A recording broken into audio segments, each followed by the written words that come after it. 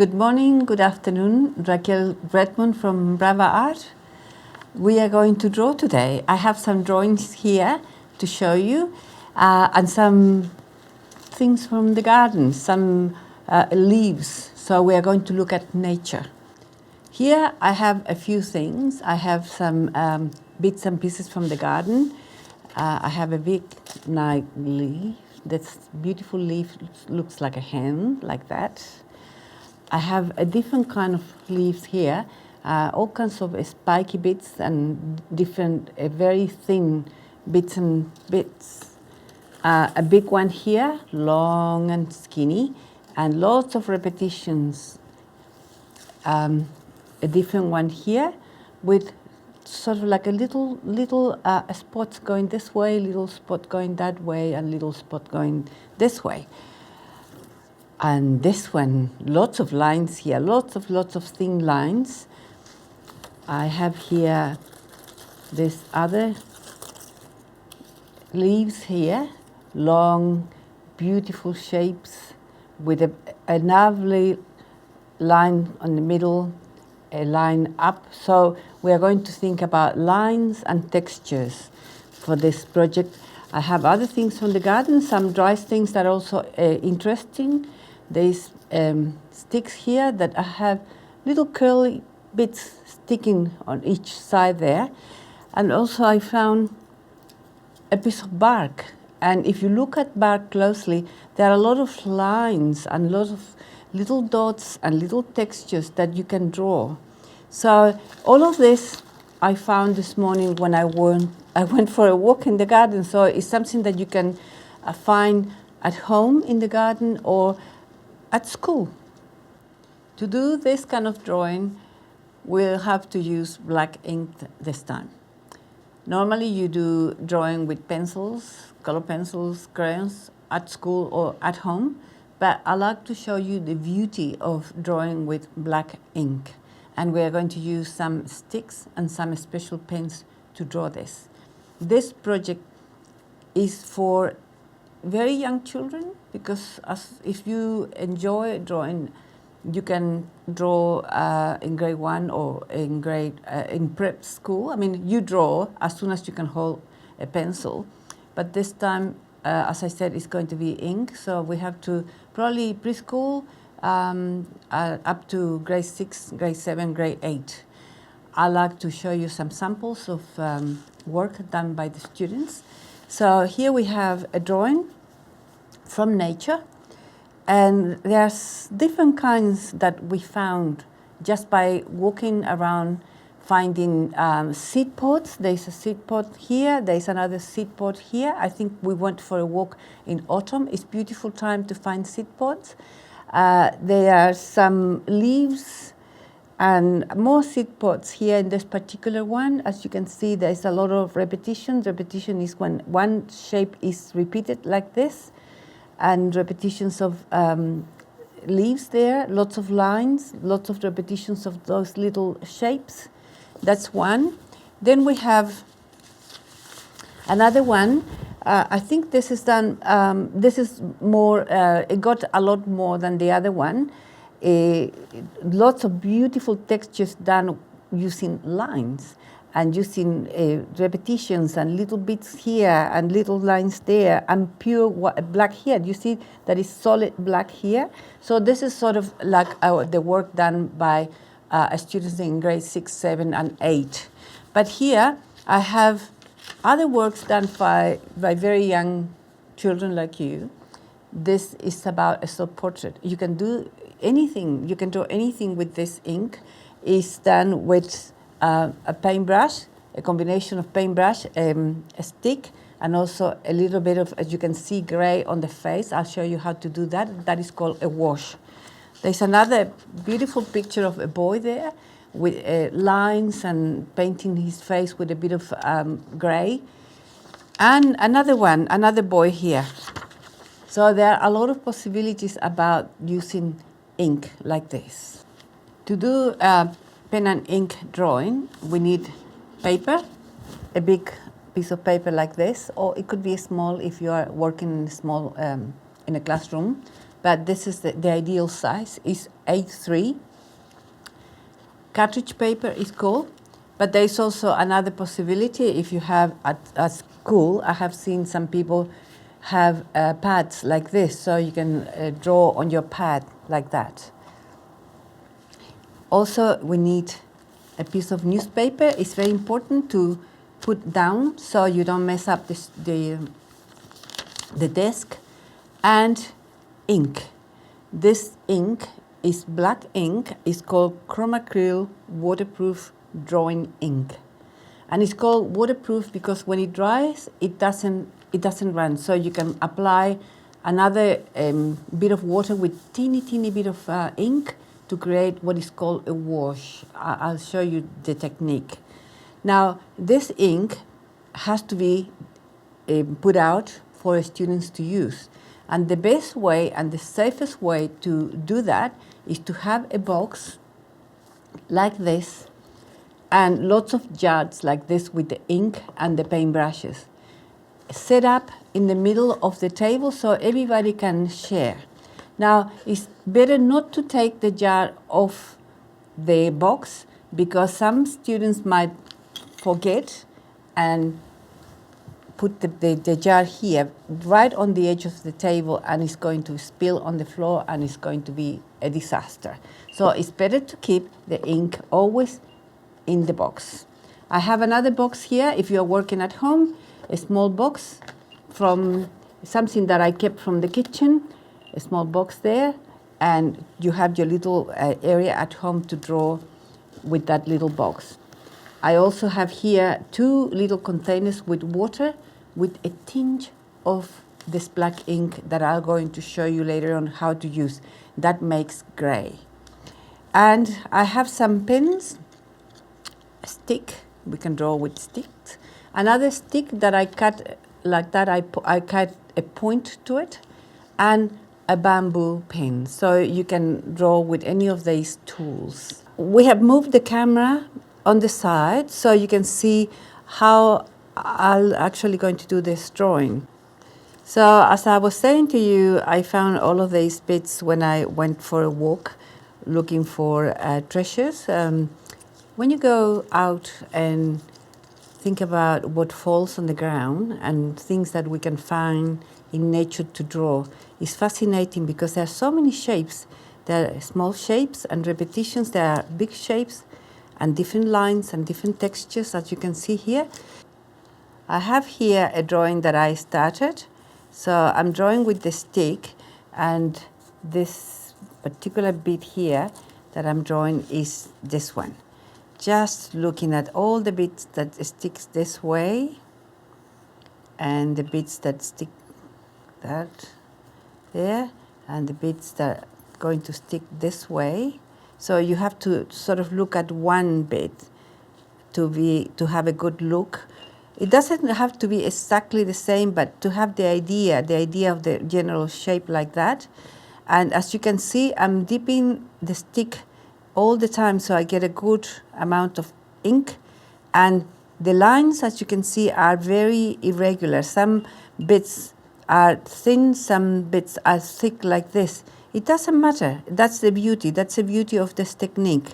It gives it more, it gets a lot more beautiful to when the lines is very uneven. So, and you can do little rubs around there to create more textures behind. Just rubbing like that. And if you want to get rid of a bit of ink, just rub your pen on the newspaper to create that kind of thing. That's the sort of textures like that. And all like this. And rubbing again, and rubbing that way. But you can't notice there the lines, so I'm going to redo these lines here so we can see them. You see, you can see those lines a lot better, like that. And if you want to do some textures like this one here, for instance, this is the one that looks like a strange hand. It got beautiful lines this way that goes all the way from the bottom to the top, and it got lines across there like this, these lines across, and some textures. So those textures are done just by doing, I call it chicken pecks, like this, baking like a chicken. I'll do it on this side so you can see it properly, getting rid of a bit of ink, and that's how you create textures like this to draw.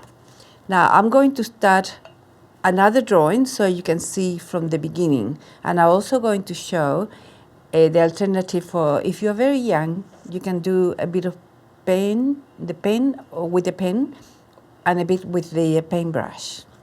I'll try to draw that leaf in front of me with the paintbrush. So when you use the paintbrush, you have to really use the paintbrush upright like this, and in a very loose way, just trying to draw a big leaf, just with a pointed paintbrush like this. I'll show you what happens if you don't use the paintbrush in a point. So we have that one there, and it's going to go out of the picture because it's quite big. So it's just to show you all of these possibilities. That should be thicker or wider. So you see, I made a mistake there, but I don't worry about mistake. I just keep drawing. So from the paintbrush now, I'll switch to this pen to draw this across there, all of these lines. So you can do a big, just one big leaf showing lots of details. So this is called observation drawing, where you really draw what you see, not what you think it is. It's really, really important to draw what you see. So I'm going to do little textures here with this paint, moving the stick very loosely like that. I got another tool here, which is the bamboo pen. This one will give you finer lines, as you can see there, and creating textures. It's good to create textures too and to draw, but as I said, the lines are a lot finer like this. So for young students, we are going to practically use this stick that is a bit thicker. And I'll do this again to bring out those lines a bit more like that and like this. And you see, it's just having fun. A little bit of chicken peck and moving the paintbrush like that. A bit more textures like this. And is it looking like a leaf? What do you think? I think it's looking like a leaf. Just going that way and this way, like that. And I have something on my hand that I like to draw because they're so beautiful.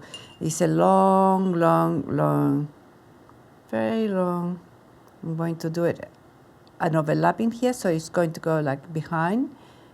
But it got these beautiful bits sticking that caught my attention when I was in the garden picking up things this morning.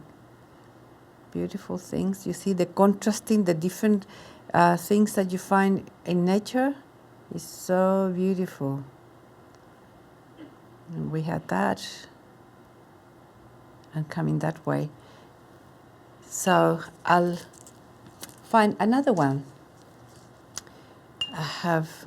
This is just using the paper, the rest of the paper. So I'll try to draw this here. And if you are able to do overlapping, you can do overlapping here. So what I'm looking here is part of this seed pod that will go behind that leaf, and this is the stem there, and I'm picking up all the little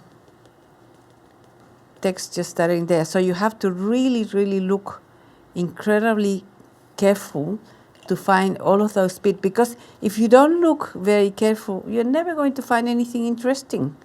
So it's here. And another bit, I have too much ink, so I just get rid of ink by rubbing that on the newspaper. And I'm going to make that bit a bit darker because it's behind. And it's just a little bit darker because it's inside. And the stems here. So there you have a lovely drawing that started with the paintbrush and continue on with the stick in a very sort of loose way. You see how I'm holding the paintbrush or the stick? I'm holding it like this, not like that. This is how you write. This is how you write. When you draw, you have to hold it like this, in a very sort of, so you can move your hand like that. A very, very floppy hand like drawing. Now we have done all this line drawing with the different tools, with the bamboo pen, with the stick that we have right here, and with the paintbrush. So I'd like to show you how to add some gray. How do you make gray? In this case, we don't make gray by mixing black and white. We are going to make gray by having a teeny bit of black paint in water. So I have this much water and I added just one paintbrush of water, of ink, sorry, ink into water to make this gray. So this is how it goes. This is the wash here, you see? I'll just paint in the leaves and you can still see all the lines and all the texture. That is called a wash and it's beautiful. And everybody can do this because it's just matter your mom or your dad or your teacher can mix the water with a tiny bit of ink and you will be able to paint that. Really lovely. Now I have also here a bit of sponge, and with that sponge I'm going to just dip it a little bit in that water and try on the newspaper and then apply other things there. You see, I'm using the sponge to make lines, and this is going to be probably part of that plant to make lines like that. So there are a lot of possibilities. You can use the sponge also to make some background, but it has to be done very careful. This is probably not for the very young one, just probably for people in grade 4, grade 5, grade 6, just creating like a cross-hatching technique here by moving this little sponge in different directions. And also don't forget that you can also have some areas of black. Like we're going to make this black here, and it's going to be a bit black there. This stem black. So apart from the wash here, the gray areas, you can have some black because that adds interest to your drawing, makes your drawing more interesting. So hopefully you will be able to draw these kind of things from nature, or you can draw yourself, do a self-portrait. It's such a very, very exciting technique. We're going to do more of this wash here. And as I said, no matter how old you are, just to experience with black ink and a paintbrush or a stick, a pen, will be fantastic. I'm doing this to show you, if you are very young, how to work with the paintbrush. The paintbrush straight up and then draw. We're trying to draw that. It doesn't matter if you just do like a hand, that will be enough. And also I have this beautiful stick that I like. You just follow the stick as you are looking at, and this bit hang on the side, on the other side, this side, that side.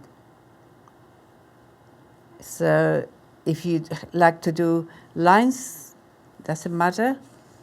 Do some lines here on this shape. You see, whatever you do at the end is going to be beautiful. So as I said, it's for very young students and students that are a bit older. And if you want to do some of the chicken pegs here to get your textures, just do it like in a very loose way, like that. So everybody has the opportunity here to experience black ink drawing, black or pen and ink drawing. You see, and then you can draw. You can do the rubbings here outside. Oh, these rubbings are really nice. They're so much fun to do. Just using your pen, rubbing this way, picking up a little bit there. You see, beautiful. So this has been our lesson on pen and ink drawing with black ink. Just go for a walk in the garden and find interesting things. There are many, many, many things that you can draw from. There are tools around the house. There's the cat probably lying down somewhere. Lots of flowers and textures and different shapes and colors in the garden, as I said. But as I said, for inspiration, it could be anything. It could be yourself looking at on the mirror to make a self-portrait. But this time we did use bits and pieces from nature. So we have some drawings here. You have seen them already. Possibilities for people who can draw different things in grade 4, 5, 6, 7. And for the young ones, it's important that if you are a very young student in a prep school or grade 1, you can still try to do this. It's so much fun. So drawing is something very important and a lot of fun to do. If you have even 10 minutes or a bit more time at home or in the classroom, and if you have a sketch pad like this, like with different pages, you can try drawing every day a little bit. And drawing is like swimming. The more laps you swim, the faster you get.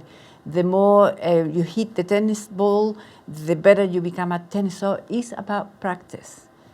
Thank you so much for your attention, and I'll meet you another time with another video. This is a presentation from bravaartpress.com. Thank you.